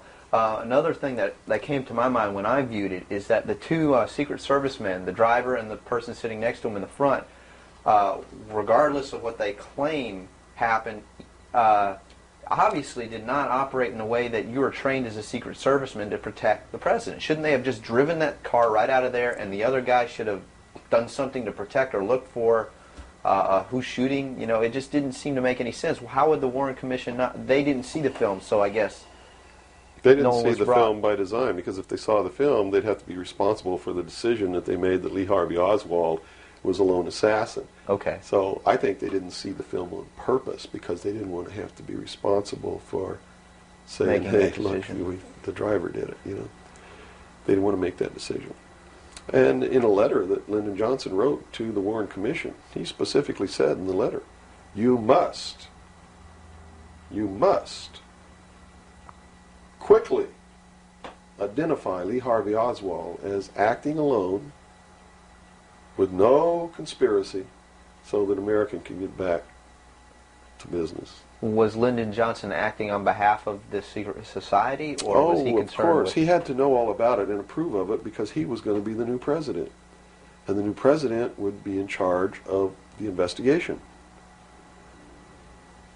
How high see? up a government official do you have to be before you're briefed of this, you know, the total of all the things that are going on, the reality behind them? Well, you have to understand that nobody exists on a high level in government who's opposed to the New World Order. Nobody. Our government has literally been infiltrated. And there's a cancer within our government destroying it, eating it, nibbling away at it, hacking off its limbs. And you said this started in 1945? 1945 What was were the when events? the overt destruction began to occur, when Truman signed the UN Participation Act and the United Nations Treaty. It actually began long before that, when these secret societies began to infiltrate the government and appoint their members to important posts. Infiltration is easy. If one gets in, he can then appoint and hire others to replace people who are not members below him. So now we've had over 50, almost 50 years of this going on. At least. I believe that it started back probably 1913, 1917 when the Federal Reserve Act was passed, when the Council on Foreign Relations became a reality in this country. And you can, by diligent research and study, you can see when it happened, where it happened, who did it, and how it was done. It's apparent. When they say there's no conspiracy, I mean, we talk about a conspiracy. It started out as a conspiracy. But when they say today there's no conspiracy, that's not a lie. It's the truth. They're doing it right out in the open, right under our noses, and we're too stupid to know it, to see it. So it's not a conspiracy now today at all. It's right out in the open. They even published their plans. I mean, here Carter appointed Zbigniew Brzezinski as the National Security Advisor, who just wrote a book before he was appointed declaring himself a Marxist. I mean, you read that book, this man believes in Marxism. This man is a socialist. Not only a socialist, he's an international socialist. He's a globalist. His goal, stated in his book, is to destroy the sovereignty of nations and bring about a one-world Marxist government. Now, the Carter administration was one extreme, and then we came into the Reagan administration, yet nothing changed. Nothing changed. What you're saying is that no matter what the political leanings, they seem to be playing the same game. As long as you're playing their game, it doesn't matter who you vote for, who you put in office. They all belong to the other side. They're in the pockets of the Illuminati.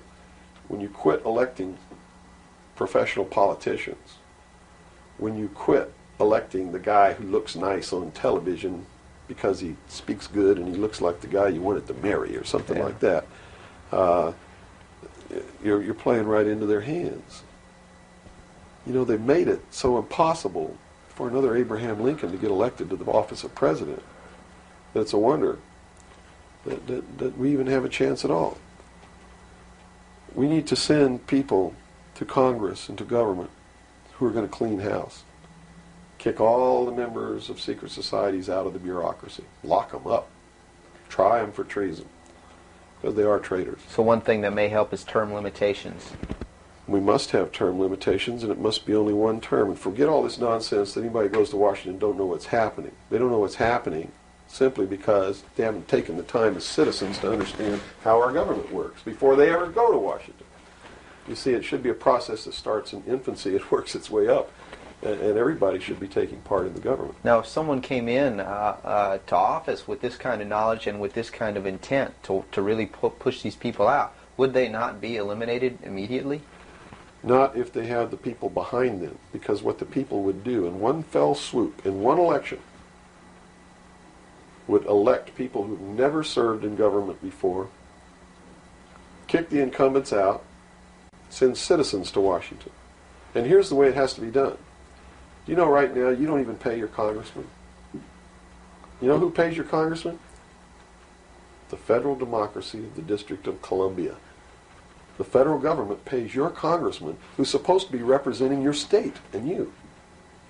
The federal government is a foreign country to your state. Why should he represent you? Not only that, but he moves to Washington, D.C. He maintains a residence here, but he doesn't live here. And as long as you re-elect him, he continues to live in Washington, D.C. forever if you keep re-electing him. So they lose all touch with what's back here. They're paid by a foreign government, the federal government. They're not paid by the sovereign state of Georgia or by you. They have to be paid by you. And they have to live here. They can't move to Washington, D.C. They go to Washington, D.C. for one term. Okay? One term only. When that term's up, they have to come back. And you don't pay them exorbitant funds.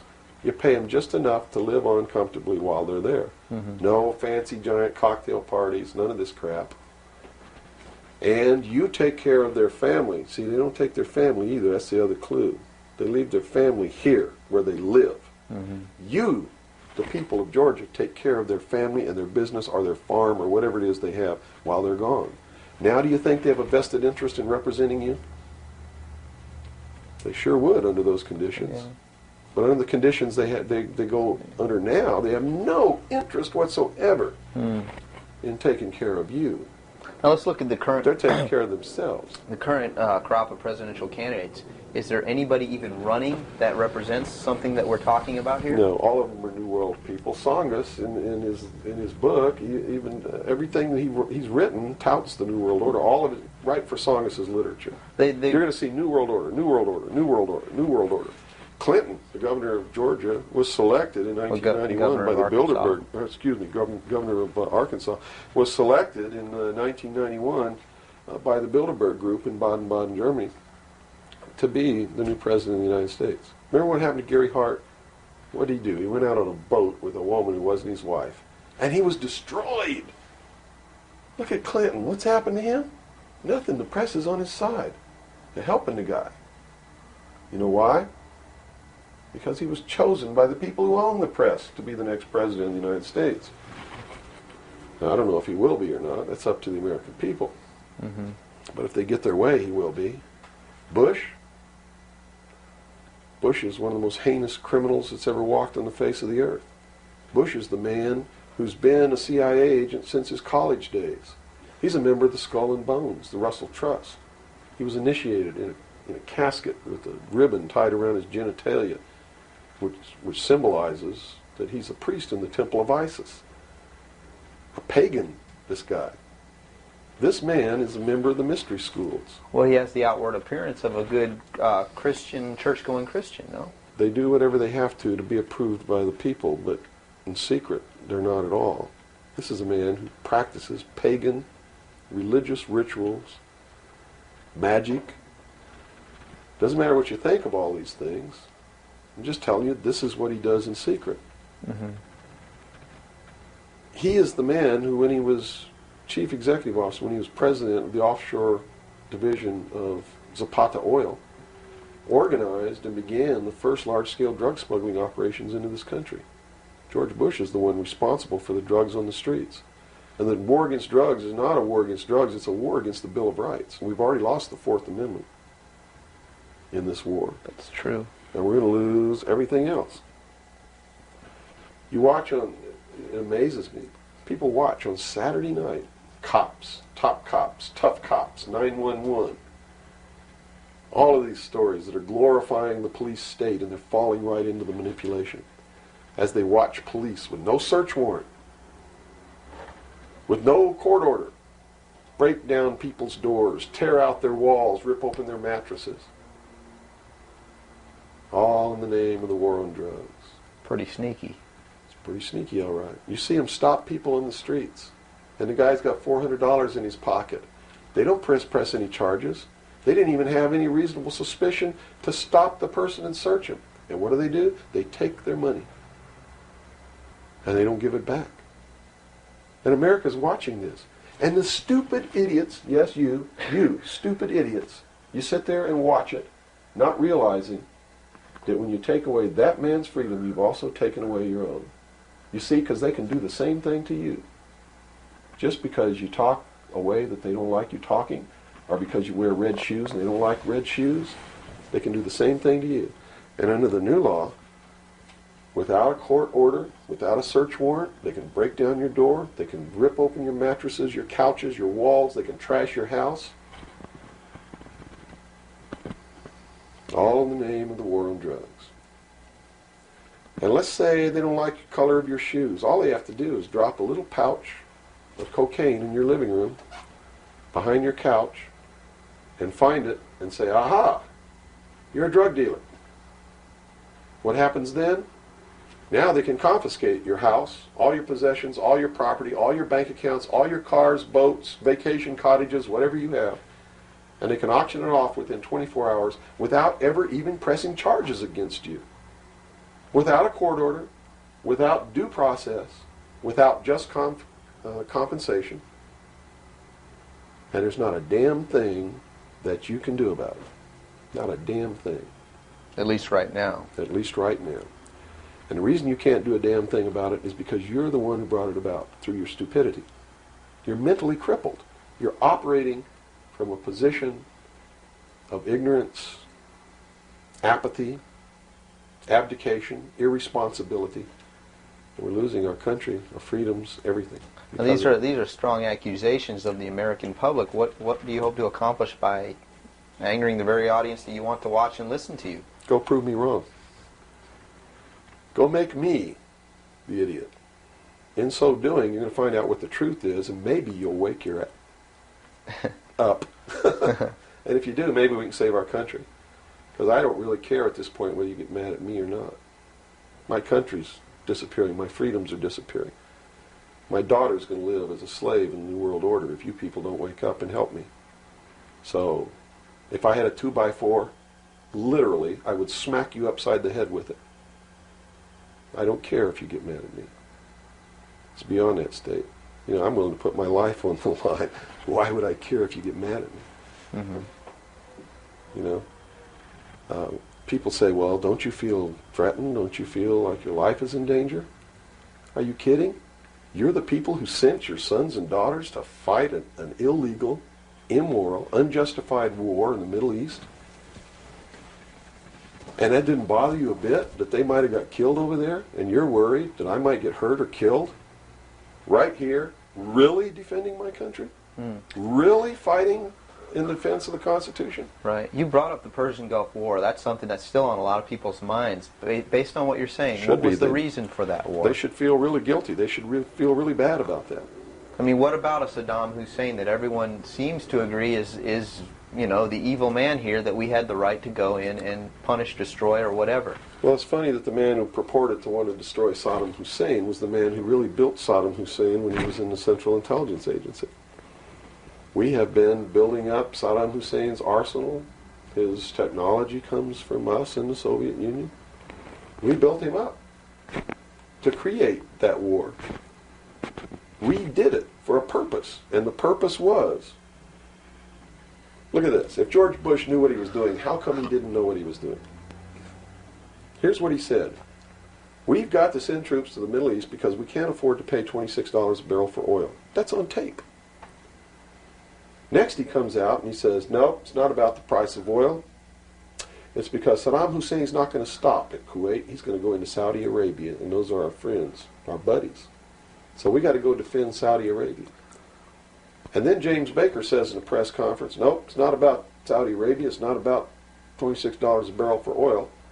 It's about jobs. Folks, we're going to get you a job, and to do it, we're willing to kill your sons and daughters. Yes, sir, we're going to send them off to get killed so that you can have a job. Prosperity. That's what it's all about. Well, what was the actual scenario if we hadn't have gone in? Well, see, that's not the end of it yet. Okay. Then George Bush comes out and says, whoa, the White House is flooded for telegrams. They don't want their sons and daughters to get killed for a job. It's not about jobs. It's about naked aggression. Yes, sir, there's a little Hitler over there called Saddam Hussein.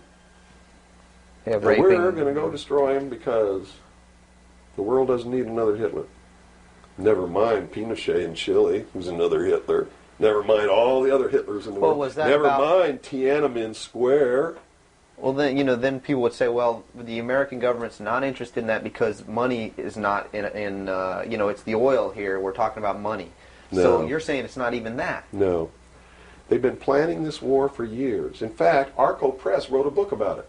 The name of the book is Rapid Deployment Forces. It was published in 1985. It names Kuwait as the country. It talks about Operation Bright Star, where they've been practicing the war every year since the early 80s. Sending troops over there practicing the war. Liberating Kuwait. It's even named in the book. The whole thing was spelled out years ago. What it was all about was to establish the New World Order.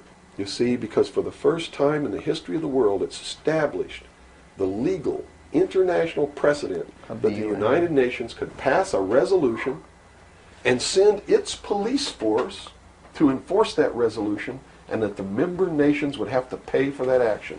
And George Bush said it very clearly, but nobody was listening when he said, no longer will any nation stand against a world united.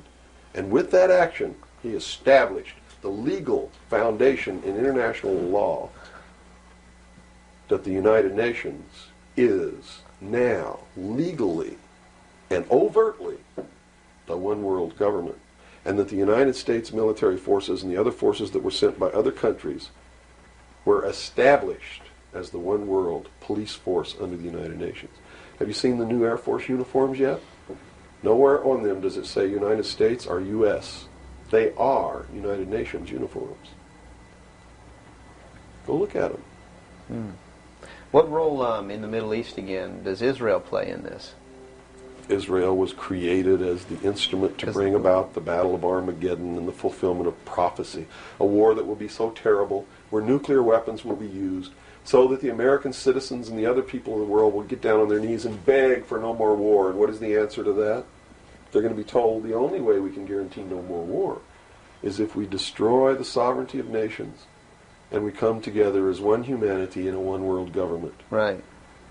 Now I'm telling you, unless the American people wake up and stop it, starting in about 1996, the Battle of Armageddon will become a reality.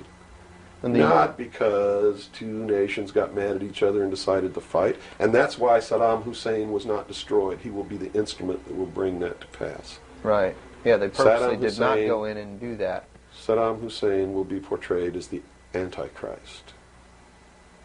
Babylon is in Iraq. Read the book of Revelations. Whether you believe in the book or not, read it, because the men who are bringing this about are using it as their script. Well, the UN did indeed charter Israel as a sovereign nation. They were the ones who created this state. That is correct. It was really created by Great Britain and the United States, with the United States being the major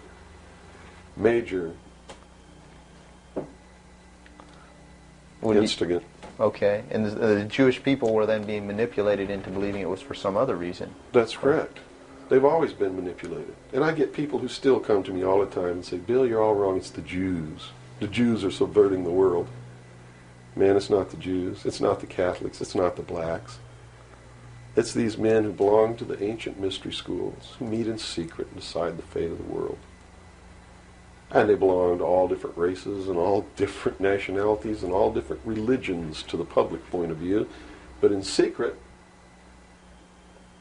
it's a different story. How about the European community? Here seems, based on your theory, another group of sovereign nations coming together to form one government. The European community, the EEC, was created by the Central Intelligence Agency, working through a lodge in Italy called the P2 Lodge. Propaganda 2 is the name of it, which is the intelligence arm of the Vatican, and Prince Bernhard, who is the leader of the secret World Council that controls these secret societies around the world, called the Bilderberg Group.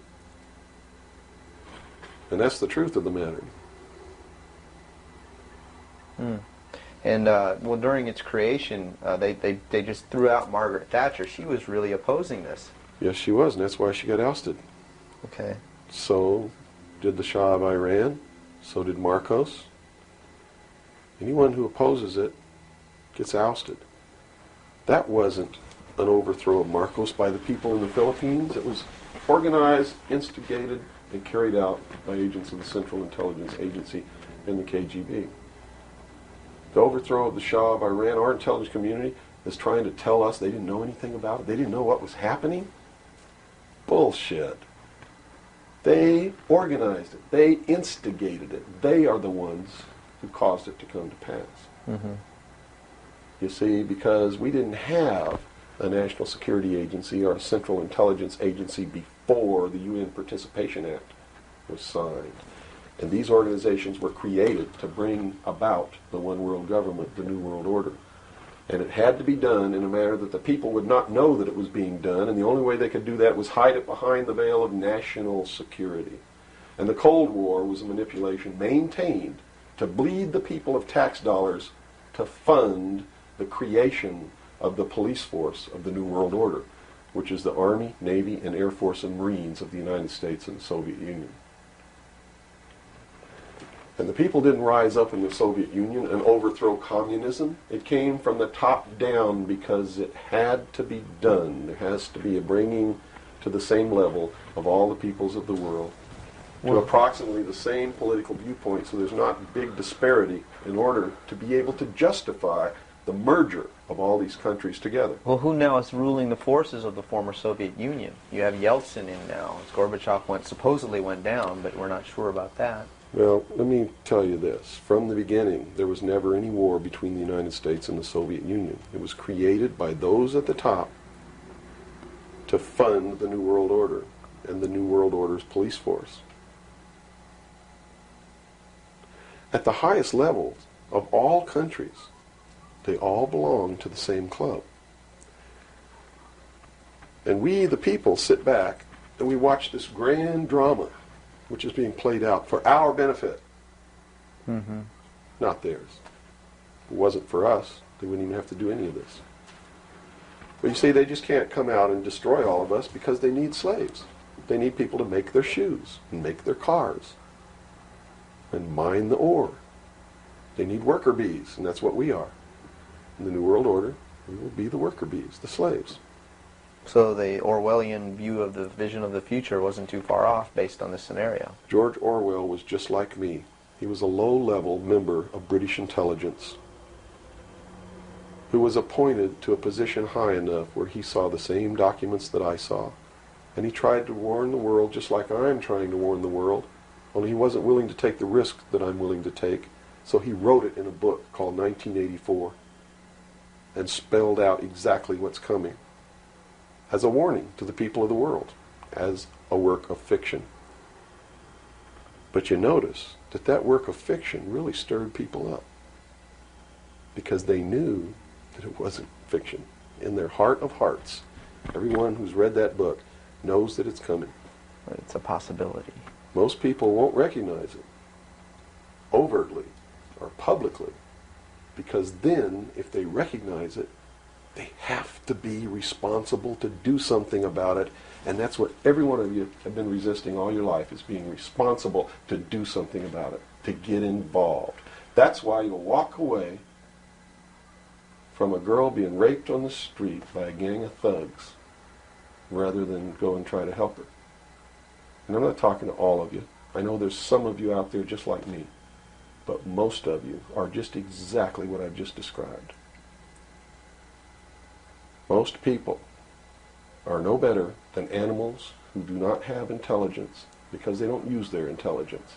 And to these men who control things behind the scenes, you are stakes on the table by choice and consent, and will always be ruled and manipulated and enslaved by people who do use their brains. As long as we're debunking some myths, because it's putting pieces of this puzzle together, I think, for a lot of people that may be watching. The hostage situation in Iran that got Carter out of office, is this another orchestration? And if so, how does it fit into the October surprise is no myth. There was a deal made.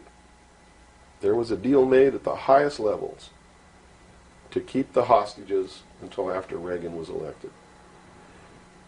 Do you really believe that it was an accident, that it was a coincidence, that 30 minutes after Ronald Reagan was sworn in, took his oath of office, the hostages were released? Did they want Carter out? Are you really that naive? I can't believe it. Did they want Carter out? Yes, they wanted Carter out. They wanted Carter out. He wouldn't play by the rules? Or what was I don't know why they wanted him out, but they wanted him out. Carter was ineffective. He did not have the support of all the American people. They need people who can manipulate the American people so that they have their support. My message is to you is don't support anybody unless they're doing what we know to be right. Don't believe them. Don't fall for the manipulations. Double check everything they say. And that means you can't rely on the media as it is today either. Oh, of course not. All the media in this country, radio, television, and print, is all owned by 5 corporations. All of these corporations that own the media are owned and controlled, and members of the Council on Foreign Relations sit on their board of directors. Can you name those 5 corporations? Is that... Not off the top of my head. Okay. I could try, but I don't want to take a chance on being inaccurate. But you can trace that yourself. Okay. Remember, if you go down and you trace the ownership of a station or a newspaper, and you get to a corporation, remember that somebody owns that corporation, and it's usually another corporation. But when you trace the interlocking of all these things, when you get to the top, there's 5. And all journalists know that there's some things you don't write about, and you don't talk about, because you'll lose your job. And that's where the control is. And that's why they pay anchormen like Dan Rather $2 million a year. Because he doesn't question them. He knows that if he goes against them, he's going to lose $2 million a year. Do you think a man that looks pretty and sits in front of a TV camera for the 6 o'clock news is worth $2 million a year? No way. I don't care how long he works and I don't care what he does. There is no job worth $2 million a year. That's why they pay athletes these fantastic salaries. I was listening to the radio the other day. They just contracted to pay one player on one team $6 million a year. Can you believe this? And why is that? It's the Roman circus. What does the emperor do when the people become restive? And when the people are asking questions, and when the people don't like the policies of the emperor? He sends them to the circus. He creates a circus. He builds a giant coliseum. And he begins to throw the Christians to the lions. And he has great chariot races and football games and basketball games, all to keep the idiots preoccupied with things that don't mean anything in the scheme of the entire world, so that they don't have the time to learn what the truth is, so they don't ever get smart enough to learn how they're being manipulated, so they don't ever question the emperor. That's why they pay a player on a football team or a baseball team $1 million or $2 million or $3 million a year. It is the Roman circus. I know men who don't know anything in the world except who plays third base for the Mets.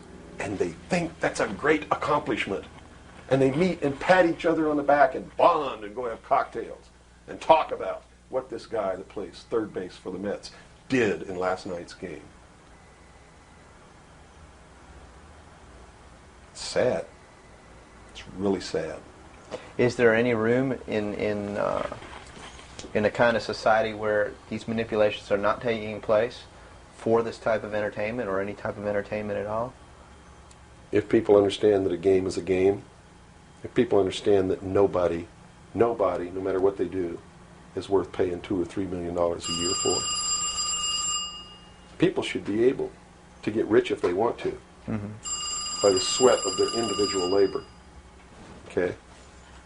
By going out and doing something for the world. Not by taking people's minds away from the emperor. It's a game. Football's a game. Football's a game. But let me tell you something. When 150 of the most powerful men and women in the world can meet in secret in Baden-Baden, Germany, and plot the fate of billions, and nobody even cares about it, but 6 football players go to lunch together, and it's in the headlines across the country, you have a reflection of the society in which that exists. And it is a sick society that is doomed to self-destruction. So based on that scenario, there's some truth into what these men are looking at. Absolutely, and that's what makes me so sick, is that I'm trying to wake up a people who on a daily basis are proving the ones that I'm warning them about to be right. Well, so that even though a minority, there are people out there that you recognize are awake to this, if they don't do something about it, they will lose that ability to be free in that way. That's correct. Whether they might think, well, I don't need to worry about it because I know what I know and I'm fine. That's It doesn't right. work that way. There's a connection here to everything. That is correct. That is absolutely correct. A nation of people who are willing to send their sons and daughters that they profess that they love to a foreign country to die, and they use the excuse to themselves that they're sending them off to defend our country, and they know damn well that's a lie, are doomed. It's funny, there's a parable, you said Ben Franklin earlier was even a part of this. Yes. A parable of Ben Franklin, I don't know if you're familiar with it. He paid too much for the whistle. He came up when he was a young boy. Are you familiar with that parable? No, go ahead. Where when he was a young boy, he was given an allowance, and you know it was a decent amount of allowance, and he was going to the store to get a toy. You know, he was very excited about that, and along the way he met some boys who had this whistle, you know, and he saw that, and he saw the little boys blowing this whistle, and he thought, wow, the greatest whistle, this is the greatest toy. He really wanted this thing. Mm-hmm.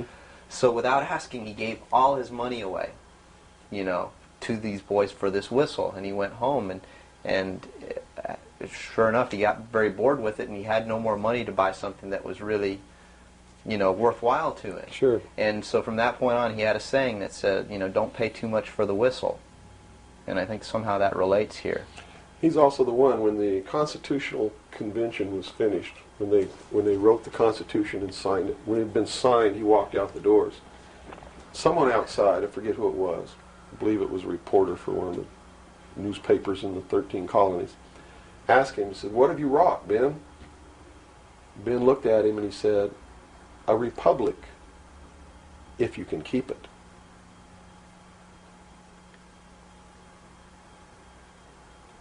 He knew. He did. And that's a good place to end. Yeah, I think so. That's a great ending. Wow. Good job, guys. All right, Bill? Bill. Yo. Fantastic. Good. Thanks, Bill. Where's your towel? Right there. I'm about ready Yeah, to these lights are roasting me.